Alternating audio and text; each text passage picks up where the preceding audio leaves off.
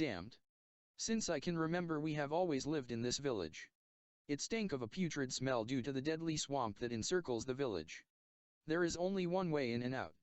Crocodiles, and all manner of beasts live in the waters to poisonous white flowers lining the edges. Beautiful and inviting in the fragrance of sunshine, butterflies, and places unknown. Some say it was planted, others say it's naturally occurring. Basically everything in this place will kill you if you're not careful. Mama tells me as long as we keep faith and follow the rules we will be safe. Every year a ceremony is held where the elders go forth to the bog. No one knows what happens, but in this journey one is always lost or killed by the marshlands. It's almost as if it's alive as we are. I dreaded the fate of those who didn't return home. Underneath the terror was a curiosity of how exactly they died. We were kept ignorant. Even as children my friends and I thought something horrifying dwelled there if we forsake our own in such a place. Even going to town was full of peril, and we only left once a month for supplies. My father was taken by swamp during a ceremony and we mourned him. Since his death I have only had questions. What killed him? Why? What is this important ritual about? It protects, but how? We live in a place no one already wants to go, the sun rarely even visits. When my friends and I turned 18, Ash was selected for the rite. His parents were proud but they looked profoundly saddened. My heart sank when I watched his parents' faces. They knew something would happen. The adults had to know. I'll follow them with a weapon in hand and the determination to find out the answers I so desperately needed.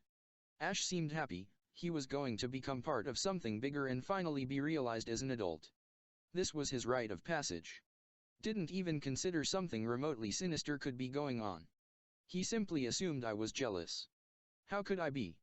Did he forget all about what could be in the swamp? There was a time I might have been, but joy was replaced with suspension over the elders. I followed the procession in the dark using my eyes and their torchlight to lead the way. It was a cold night with no stars, not even a moon, just pure darkness. Out of sheer bad luck I slightly slipped. The lanterns gave off enough light to see what I stepped on.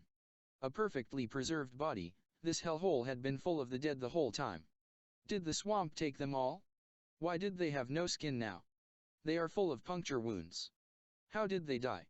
I had stopped dwelling on morbid thoughts and caught up to a clearing. I never knew such a place existed, litter with human bones spanning the expanse of the glade. My eyes widened in object horror of the numerous skulls. Snapping me out of my thoughts was the conversation. Thanking my friend for his sacrifice, the green god would be appeased. His parents would be so proud. Ash, run. Run, Ash. I screamed, consequences be damned. Before he could even register my words, a larger vine grabbed at his legs as he begged for his life. I burst through the bushes and rushed to my friend, trying to rip him from the vine. It had grown thorns digging deep into his legs. I pulled against the force of this plant, but it was growing in strength. Soon it began to throw us both around in a rain of blood. The vines ascend higher, covering his torso.